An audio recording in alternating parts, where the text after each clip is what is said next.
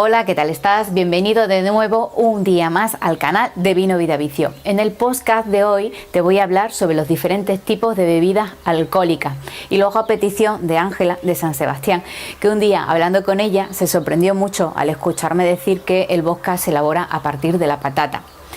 No olvides suscribirte al canal. Aquí abajo, por favor, no olvides suscribirte y darle al like si te gusta el vídeo.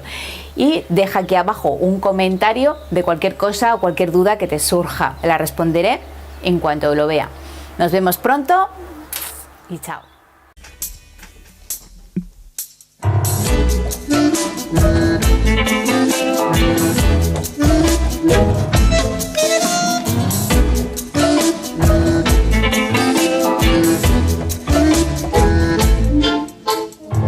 Sé si fue. ¿Cómo me gusta a mí esto de sé si fue? Yolanda Hidalgo, buenos días. Buenos días. Sé si fue. Hoy nos traes no exactamente el vino, que es, digamos, tu materia propia, ¿no? Sino una derivación o una destilación de tu tema, ¿no? Sí, vamos a cambiar un poco de tema, siempre con el vino, y vamos a ir a los destilados. Vamos ya a las copas de después. Exacto, que vienen los carnavales y, bueno, pues las copitas. Sí, y saber un poco. se prevé que los destilados van a correr también por ahí. En estos días seguro, muchísimo.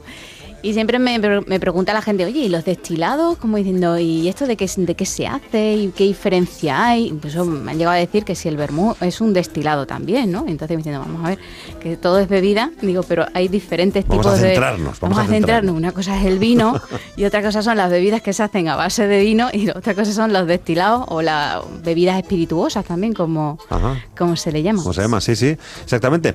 Bueno, ¿cómo definimos entonces qué son los destilados? ¿Hay una definición general? Sí, podemos decir que en las bebidas alcohólicas o espirituosas, pues la base o la salida es un destilado, ¿no? Y entonces ahí lo que hacemos es de una solución alcohólica formada con agua y alcohol, lo que hacemos es que al someterla a alta temperatura por los diferentes puntos de ebullición, pues separamos lo que es el agua, separamos el agua y el alcohol. El agua hierve a 100 grados, ¿no? Y el alcohol, sin embargo, hierve a 78. Entonces, con ese juego de temperatura es como conseguimos extraer el alcohol. ¿Y qué utilizamos? Pues mucha gente lo tiene en casa, un alambique pequeño, que en el cual pues metemos lo que es el vino o los raspones o las pastas para destilarlo y ahí conseguir un alcohol, que eso es la base de lo que estamos hablando de las bebidas destiladas o espirituosas, ¿no? Y a partir de ahí, pues bueno, ya decimos, pero ¿qué diferencia hay entre una ginebra, un vodka o un tequila? Pues ya aquí tenemos que hablar sobre las diferentes materias primas de las que partimos para elaborar esos licores y todos esos destilados, ¿no? Claro. Vamos a destacar entonces algunos de ellos, por ejemplo, ¿no? Empezamos por el brandy, ¿te parece? El brandy, sí, además que está muy asociado también a España, que lo tenemos en la zona de Jerez, pues se elabora, ¿no? Y que ha estado muy arraigado, sobre todo antes, ahora vuelve a estar de moda los brandy, se ha puesto en coctelería. Normalmente se identificaba como a gente de clase, digamos, más bien alta, ¿no? Media alta, ¿no? Sí, como pues imagina con esas copas grandes en su sillón de oreja y tal, ¿no? Puro y además siempre asociado a lo que es a la imagen del hombre. Sí. Siempre. Claro, Soberano es un brandy. Soberano es un brandy. ¿Sí? Sí, claro. Está elaborado por la bodega de González Vía. ¿Se acuerdan ustedes del anuncio de Soberano? Es cosa de hombres. Y beben Soberano porque Soberano es cosa de hombres. Soberano, oh, es cosa de hombres. Bueno, ¿y cómo les pone Soberano a las mujeres? No, es Soberano. Esto, menos mal que ha cambiado ya muchísimo, pero esto fue telita tela. Había otro anuncio que era: cuando tu marido llega a casa cansado, ponle una copa de brandy para que él disfrute. ¿No sé si te acuerdas de ese Teddy, anuncio? ¿no? Ese era el brandy Teddy. No sé si era de Soberano también o de otro brandy, pero era así, ¿eh? Sí, eran todos del mismo estilo. Era blanco y negro de estos de cuando llega tu marido cansado a casa, ponle una buena copa de brandy para que disfrute, ¿no? El brandy, bueno, lo que hablamos de él es un destilado que se elabora pues mediante el vino, ¿no? Aquí utilizamos el vino como base, metemos en el alambique o en las columnas de destilación y extraemos lo que es el alcohol, la base, pues eso es el vino. Ahí pues ya tenemos diferentes tipos, porque también, por ejemplo, si nos vamos a Francia, siendo lo mismo que es el destilado del vino, en España se llama brandy, Sí. ¿vale? Y sin embargo, en Francia, si nos vamos al norte de Burdeos, se llama coñac. Y si nos vamos al sur de Burdeos, pues ahí se llama armañá. Y todo es, pues bueno, las diferentes localizaciones que tiene. Pero es lo mismo, es el mismo lo mismo, producto. sí, es lo mismo, lo único que lo diferencia es el sitio donde se ha No se elaborado. hace. Claro, ahí partimos de una base de una uva diferente, porque los vinos en esa zona tienen unas variedades, ¿no? Y entonces, bueno, eso es lo que lo diferencia, el terreno, la destilación, pues el tipo de alambique que se utiliza. Y después, pues bueno, las barricas porque quieras que no, el brandy lleva un proceso de envejecimiento. Después se hace el destilado, pero se mete lo que es en barricas para envejecer, que le da esos tonos así ámbar y esos tonos tostados y tal, y bueno, y esos tonos toffee.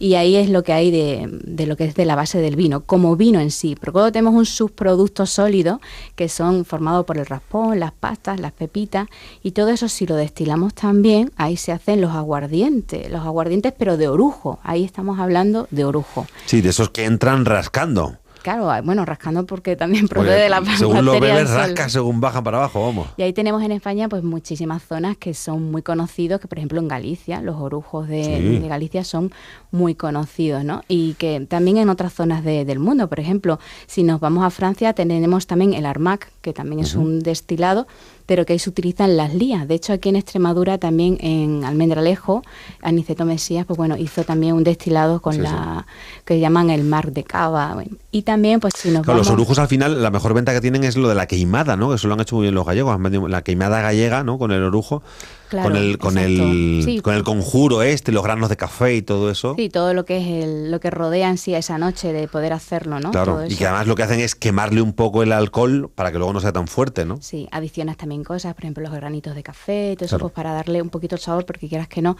tiene el sabor de la uva de base donde procede, pero ahí le das unos toques como los botánicos, por así decir, ¿no? Ujú. Y luego también, por ejemplo, esto mismo, pues si nos vamos a Italia se le llaman las grapas, pero en sí todo es lo mismo, o sea, el orujo procede del destilado de las pastas, el aguardiente del vino, y aquí están pues el brandy con los diferentes, pues armañá y coñac. Luego otro tipo de bebida destilada que nos encontramos y que bebemos mucho, ¿no? Pues son los whisky. Aquí ya cambiamos de materia prima y nos vamos a los cereales, a la cebada, que también se utiliza el maíz, el centeno, ¿no? Y aquí lo que hay que hacer es una transformación antes, porque claro, no tenemos azúcares, sino lo que tenemos es almidón. Tenemos que convertir el almidón en azúcar, después fermentarlo y seguidamente pues tendremos el proceso de envejecimiento. Aquí juega un importante papel que a mí me gusta muchísimo, las bodegas de Jerez, porque claro, lo que han hecho los whisky es utilizar las botas de Jerez, que se llaman, de hecho, el proceso de envinado. Le da un toque distinto al whisky. Lo que hacen las compañías de Escocia es cogen las botas de aquí de Jerez, las dejan durante 3 años con el vino de oloroso, que les dan esos matices. El vino después se saca durante esos 3 años y en esa bota o en esa barrica de 500 litros se mete el whisky.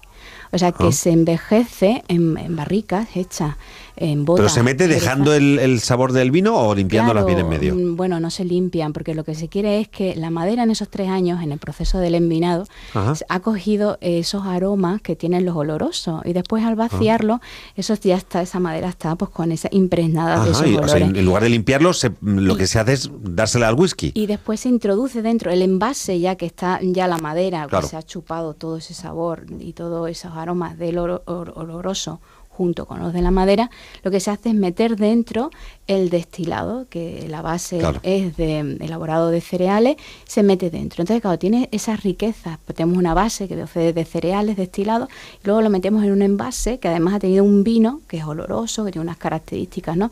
Y esto los hace pues unos matices muy enriquecedores que hacen que tengan, pues que quieran estas barricas, ¿no? Porque claro, tiene una vida ya y esa vida se la van a transmitir a lo que se le vaya a meter dentro a ese destilado. Entonces, bueno, aquí las bodegas de Jerez han encontrado un filón pues para también, no solamente los vinos, sino también las botas pueden ser utilizadas. Ahora ya no se anuncian estas cosas en televisión, ya no se puede anunciar alcohol, ¿no? No. Pero vamos a recordar otro anuncio, ¿no? Que también era... Otro anuncio muy, muy conocido. También, sí, muy conocido, verás. Centenario Terry.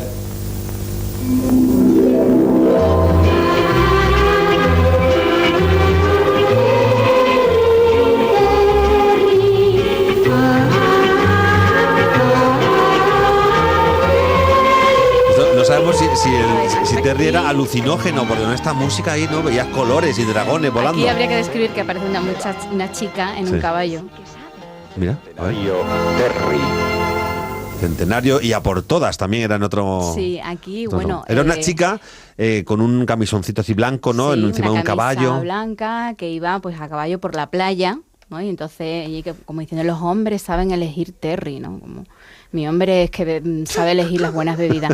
Y también a mí lo que me pone es que los hombres beban Terry. Sí. Y bueno, la mujer del caballo, además. Y después, hace unos años, volvió a anunciarse este tipo de anuncio, pero ya no era en la playa, sino en el centro de la ciudad, y apareció una mujer pues con el mismo aspecto, esa camisa larga, blanca, que va pues con el caballo, un caballo blanco, por toda la ciudad, porque bueno, es la imagen que mucha gente, que a lo mejor tiene ahora 70 o 60 años, pues asociaba a ese tipo de bebida Terry, de brandy, ¿no? El ron, la bebida de los piratas. El ron es otra bebida que aquí ya cambiamos de materia prima, nos vamos al azúcar de caña, ¿Sí? Y lo que más se utiliza es la melaza. Entonces, claro, ya pasamos a otra materia prima, es un destilado también, se somete a un alambique, unas columnas de destilación, y después, pues bueno, también se mete en un proceso de envejecimiento con barricas de diferentes tamaños y tal, hasta conseguir darle el punto. Pues bueno, aquí ya depende de las diferentes clasificaciones que tenemos, pues si añejo, versital, todas las clasificaciones. Que esto, que claro, en teoría, cuanto mejor es el ron, lo mismo que le pasa al whisky, mejor se puede tomar solo, porque ahora el brandy lógicamente se toma solo, eso sí está claro, pero whisky y ron son dos de las grandes bebidas que se toman mezcladas con refrescos en nuestro país, ¿no? Lo que pasa es que, claro, a medida que van siendo mejores, cada vez es, bueno, pasa un poco como el vino. El vino malo es para el calimocho, ¿no? Y el vino bueno ya es para tomarlo solo, ¿no? Sí, cuando tienes un buen producto y cuando te gustan este tipo de bebidas, disfrutas muchísimo con ella. De hecho, en el whisky existen vasos de cata específicos para esa bebida. Entonces, claro, quien le guste, pues es que lo toma solo, así, claro. Lo toma solo. De hecho, yo no sé si se ponen de moda por décadas. Yo recuerdo cuando, como a son modas, los 80 posiblemente se empezó a poner muy de moda el ron. Posiblemente en los 70 se bebía más whisky en este país. Ahora quizá también, luego llegó el gin tonic también, tuvo su época. Y ahora sí, se lleva mucho el gin tonic. El gin tonic ahora está muy de moda, ¿sí? Y bueno, cada vez con las ensaladas estas que le ponen encima, pues le ponen ensalada entera. Vamos. Yo creo que la sobremesa ha ido cambiando.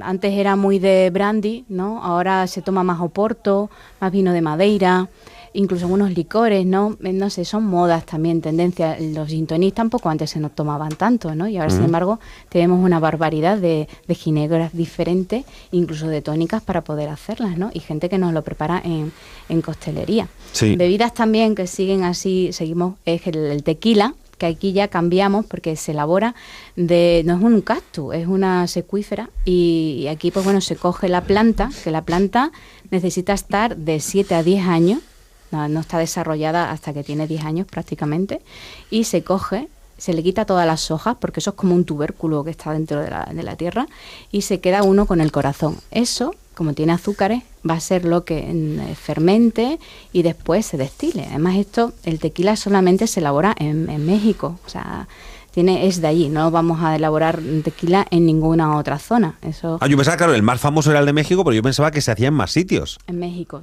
por normativa está limitado el tequila a la zona de México. Luego puede ser un 51% de agave azul o tener otras materias, ¿no?, dentro de lo que es la mezcla, pero es así, es algo...